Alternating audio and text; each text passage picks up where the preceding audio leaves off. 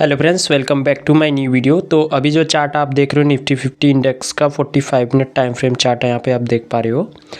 Nifty में आज बहुत ही अच्छा एक ओपनिंग हुई थी। हमने बताया था कि कहीं ना कहीं थोड़ी सी रेंज के अंदर ओपनिंग होगी और मार्केट ने रेंज के अंदर ओपनिंग किया और फॉलिंग किया नीचे की साइड।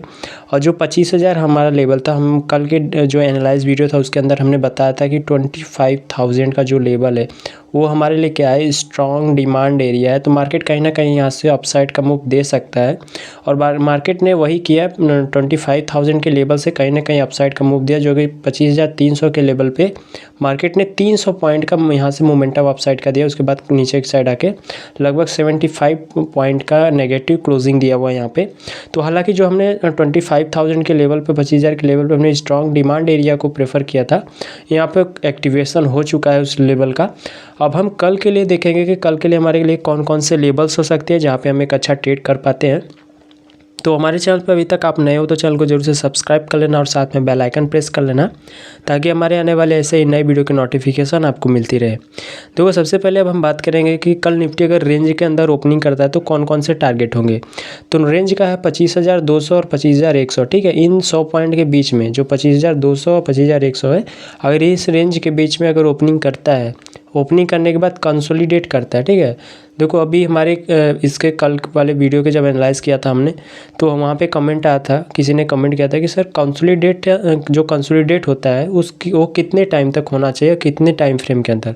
तो देखो, टाइम फ्रेम कोई सा भी हो, 5 मिनट हो, 50 मिनट हो या 45 मिनट हो, कोई सा भी टाइम फ्रेम हो, ठीक है। उसमें आपको जो भी रेंज बनता है, यहाँ पे जैसे रेंज बना तो कम से कम यहाँ पे 3 से 4 कैंडल का कंसोलिडेशन होना चाहिए। मतलब अगर 5 मिनट का है तो 5-7 कैंडल यहाँ पे होना चाहिए। अगर 15 मिनट का है तो कम से कम 3 से 4 कैंडल होना चाहिए, ठीक है। कम से कम 3 से 4 कैंडल का कंसोलिडेशन होना चाहिए। जैसे इस लेवल पे कंसोलिडेट हुआ, इस लेवल पे कंसोलिडेट हुआ, तो ये एक लेवल्स होता है जहाँ पे मार्केट ने 3 से 4 कैंडल का कंसोलिडेशन करने के बाद ब्रेकआउट दिया, ठीक है। तो यहाँ पे क्या होगा कि रेंज के अंदर ओपनिंग करता है, ओपनिंग करने के बाद कंसोलिडेट करके अपसाइड ब्रेक करता है तो 25,500, ठीक है, ये हमारे लिए फर्स्ट टारगेट निकल के आएगा 25,500। सेकंड आएगा 25,700, ये हमारे लिए सेकंड टारगेट निकलेगा। 25,500 हमारा फर्स्ट टारगेट होगा, 25,700 सेकंड टारगेट होगा जब रेंज के अंदर ओपन करके अपसाइड ब्रेक करेगा उसके लिए। और जब रेंज के अंदर नीचे ओपन होने के बाद नीचे की साइड ब्रेक करता है तो आज का जो स्ट्रॉन्ग हमारा लेवल है 25,000, ठीक है। 25,000 हमारा फर्स्ट टारगेट होगा, बट ये ध्यान रखना कि 25,000 का जो लेवल है हमारे लिए स्ट्रॉन्ग डिमांड एरिया है। तो यहाँ से अगर मार्केट आता है तो कोई पॉजिटिव कैंडल, जैसे यहाँ पे एक पॉजिटिव कैंडल बुलिश कैंडल बना ना, उसके बाद मार्केट अपसाइड मूव दिया, तो यहाँ पे भी कोई पॉजिटिव मोमेंटम कैंडल बनता है तो मोमेंटम अपसाइड का भी देखने को मिल सकता है। अगर यहाँ पे आगे कंसोलिडेट करके नीचे एक साइड ब्रेक करता है तो 24,800 ये हमारे लिए सेकेंड टारगेट यहाँ पे निकल के आएगा, ठीक है। 24,800 हमारा सेकंड होगा। अगर देखो रेंज के अंदर ओपन होकर अपसाइड जाता है तो 25,500 25,700 ये दोनों टारगेट अपसाइड के लिए। और रेंज में ओपन होने के बाद नीचे की साइड ब्रेक करता है तो 25,000 और 24,800 ये दोनों टारगेट नीचे के लिए हमें देखने को मिल सकता है, ठीक है। अब हम बात करते हैं मार्केट अगर गैप अप ओपनिंग होती है तो क्या लेवल्स हो सकते हैं। तो देखो, गैप अप ओपन होता है तो 25,200 और 25,300, ठीक है। ये जो हमारा आज का हाई लगा हुआ है ये, और आज का क्लोजिंग के लेवल के आसपास लगभग 25,200, तो 25,200 25,300 इन दोनों के बीच में ओपनिंग करके कंसोलिडेट करता है और उसके बाद अपसाइड का ब्रेक करता है तो हमारा जो फर्स्ट टारगेट होगा 25,500 का हमारा फर्स्ट टारगेट निकल के आएगा। सेकंड होगा 25,700, ठीक है। 25,700 हमारा सेकंड टारगेट होगा। बट ये ध्यान रखना, अगर कल गैप अप ओपनिंग होती है तो जो यहाँ पे बायर्स थे, ठीक है, इनकी क्वांटिटी और हाई हो जाएगी, मार्केट को और तेज़ी से ऊपर ले जाने की पूरी कोशिश करेंगे। तो ये ध्यान रखना कि अगर यहाँ पे गैप अप ओपनिंग होता है, अगर ब्रेकआउट देता है, आज के हाई को ब्रेक करता है, कहीं ना कहीं मोमेंटम फास्ट होगी, जो कि 25,500 25,700 ये दोनों टारगेट हमें अप साइड को देखने को मिल सकते हैं। अगर गैप अप ओपन होने के बाद नीचे की साइड ब्रेक करता है तो फर्स्ट टारगेट हमारा 25,000 है। 25,000 हमारे लिए क्या बन के आता है, स्ट्रॉन्ग डिमांड एरिया है, तो यहाँ से मार्केट अप साइड जाने के फुल चांस है। उसके बाद सेकंड अगर आता है तो 24,800 हमारे लिए यहाँ पे सेकंड टारगेट 24,800 बन के आएगा, ठीक है। अगर गैप अप में नीचे की साइड 25,000 24,800 दोनों, और ऊपर साइड जाता है तो 25,500 25,700 ये दोनों टारगेट अप साइड में हमें निफ्टी के अंदर देखने को मिल सकता है। बट ये ध्यान रखना, अगर गैप अप खुलने के बाद मार्केट अप जाता है तो बहुत ही स्पीड से जाएगा। अगर 25,500 पे आके यहाँ पे मार्केट आगे कंसोलिडेट करता है, ठीक है, अगर रेंज क्रिएट करके नीचे की साइड ब्रेक करता है तो फिर से सेलिंग हमें देखने को मिल सकता है, जो कि 300 ये जो लेवल है यहाँ तक निफ्टी फिर से आ सकती है। रीज़न यहाँ पे देखोगे तो कहीं ना कहीं इस लेवल के अंदर कंसोलिडेट हुआ था, मार्केट ने यहाँ पे कंसोलिडेट करके ऊपर जाने की कोशिश की, बट यहाँ से रिजेक्शन मिला और मार्केट सीधा नीचे आ गया। तो हो सकता है कि अगर यहाँ पे गैप अप ओपन होने के बाद अपसाइड जाए और 25,500 के लेवल पे कंसोलिडेट करके ब्रेक करता है, तब यह 25,300 का जो हमारा नेक्स्ट सपोर्ट यहाँ पे बन के आता है, यहाँ तक मार्केट फिर से वापस आ सकते हैं। ठीक है, तो ये ध्यान रखना कि 25,500 पे 50% टारगेट बुक जरूर करना। और वैसे ही अगर नीचे की साइड ब्रेक करता है तो 25,500 हमारे लिए क्या होगा, स्ट्रॉन्ग सपोर्ट है। तो यहाँ पे अगर मार्केट आता है तो यहाँ पे कोई बुलिश कैंडलस्टिक बनाता है, जैसे यहाँ पे भी बना है तो मार्केट अपसाइड का मूव दिया, तो यहाँ पे भी अगर कोई बुलिश कैंडलस्टिक पैटर्न क्रिएट होता है तो यहाँ से भी मार्केट कहीं ना कहीं फिर से अपसाइड जाने के चांसेस बनाएगा।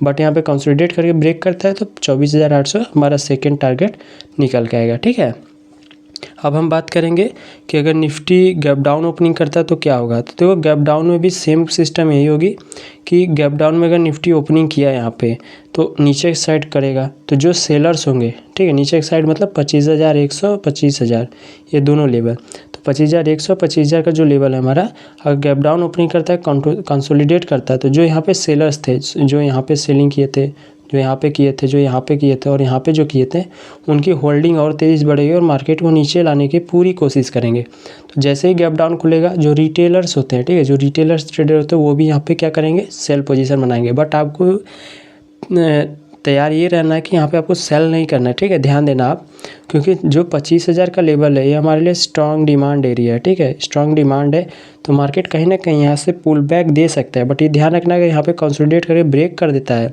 और 24,800 पे आसपास आ जाता है यहाँ पे, तो मार्केट को नीचे की साइड फिर से आ सकता है, ये ध्यान रखना। लेकिन 25,000 का जो लेवल है, मैं बहुत पहले से ही आपको बता रहा हूँ कि ये स्ट्रॉन्ग डिमांड एरिया है, तो यहाँ से कहीं ना कहीं एक अप साइड का बाइंग देखने को मिल सकता है। अगर रेंज के अंदर गैप डाउन ओपन होने के बाद अप साइड निकलता है तो 25,300 और 25,500 ये दोनों टारगेट, 25,300 फर्स्ट होगा, 25,500 सेकेंड टारगेट मिलेगा। ठीक है, गैप डाउन खुलता है, अप साइड ब्रेक करता है 25,300 25,500। ठीक है, ये दोनों टारगेट अप साइड में, गैप डाउन खुलता है नीचे की साइड आता है तो स्ट्रॉन्ग हमारा 25,000 है, यहाँ से बाइंग आ सकती है। नहीं, अगर इसको ब्रेक करता है तो 24,800 ही हमारा टारगेट देखने को निफ्टी के अंदर मिल सकता है। ठीक है, तो अभी जो निफ्टी के लेवल्स थे हमने आपको क्लियर कर दिए हैं। अब चलते हैं बैंक निफ्टी की तरफ और बैंक निफ्टी के लेवल्स हम चेक करेंगे। तो हमने कल क्या बताया था कि बैंक निफ्टी में ट्रेंड लाइन जो बना था उस ट्रेंड लाइन को एक्टिवेट हो चुका है। हमने यहाँ पे एक ट्रेंड लाइन बताया था, इसके प्रीवियस कल वाले जो एनालाइज़ किया था हमने बताया था कि इस ट्रेंड लाइन को बैंक निफ्टी ने एक्टिवेट कर दिया है।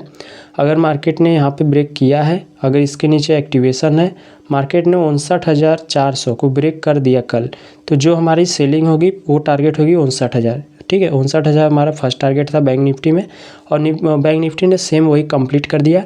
हमने कल के एनालाइज वीडियो में यही बताया था कि मार्केट जो क्लोजिंग किया है यहाँ पे, अगर इसने 59,400 के रेंज के अंदर या गैप डाउन खुलता है तो मार्केट कहीं ना कहीं 59,000 के लेवल तक आ सकता है, और मार्केट ने सीधा 59,000 के लेवल तक आया, लगभग आपको अच्छा खासा पॉइंट मिला यहाँ पे। अब क्या होगा वो हम चेकआउट करते हैं। देखो बैंक निफ्टी में अब क्या हो सकता है कि हालांकि अभी बैंक निफ्टी अपने मेजर सपोर्ट के आसपास है, ठीक है, मतलब कि 59,000 हमारे लिए साइकोलॉजिकल लेवल है यहाँ पे। अगर इस लेवल पे हमारे लिए डिमांड है, सॉरी, ठीक है, अगर यहाँ पे डिमांड है तो मार्केट अगर रेंज के अंदर ओपन होकर कंसोलिडेट करके अपसाइड ब्रेक करता है तो 59,400 हमारा जो आज का मतलब हाई ओपनिंग था वो फर्स्ट टारगेट होगा, और 59,400 फर्स्ट टारगेट होगा, 59,800 हमारा सेकेंड टारगेट निकल गया है। ठीक है, ये दोनों टारगेट अपसाइड में, डाउन साइड जाता है तो 59,600 और 59,400 ये दोनों टारगेट हमारे नीचे की साइड देखने को बैंक निफ्टी के अंदर मिल सकते हैं। ठीक है, और एक चीज़ और ध्यान देना कि बैंक निफ्टी कहीं ना कहीं इस लेवल से बाइंग हुआ था, ये लेवल था हमारा 59,000 जो कि साइकोलॉजिकल लेवल है, इसीलिए मैं 59,000 को स्ट्रॉन्ग डिमांड एरिया के बारे में बार बार आपको बोल रहा हूँ। तो यहाँ पे हो सकता है अगर सस्टेन करने के बाद अपसाइड ब्रेक करता है तो हमें 59,400 और 59,800 ये दोनों टारगेट हमें अपसाइड में देखने को मिल सकता है। ठीक है, हालांकि बैंक निफ्टी में भी कोई मेजर ऐसा हमें ट्रेड नहीं देखने को मिल रहा है। 4 आवर टाइम फ्रेम पे अगर चेकआउट करें फिर भी यहाँ पे आप देखोगे तो बैंक निफ्टी एकदम स्ट्रांग लेवल के आसपास कहीं ना कहीं की वर्क किया है। यहाँ पे देखो अपसाइड बाइंग आई थी, यहाँ पे भी अपसाइड बाइंग आई थी, मार्केट ने यहाँ तक सेलिंग आई, बट क्या हुआ आप देखोगे कि 4 आवर टाइम फ्रेम के अंदर मार्केट ने सेकेंड कैंडल में इस यहाँ से अपसाइड में लिए बायर्स जो थे हाई क्वान्टिटी में अपसाइड को मार्केट के लेके गए और थोड़ी सी सेलिंग प्रेशर आई है।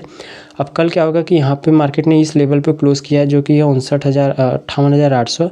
मार्केट इस लेवल पे आया, अगर यहाँ पे हो सकता है कल के डेट में थोड़ी बाइंग अपसाइड में हमें देखने को मिल सकती है, ठीक है।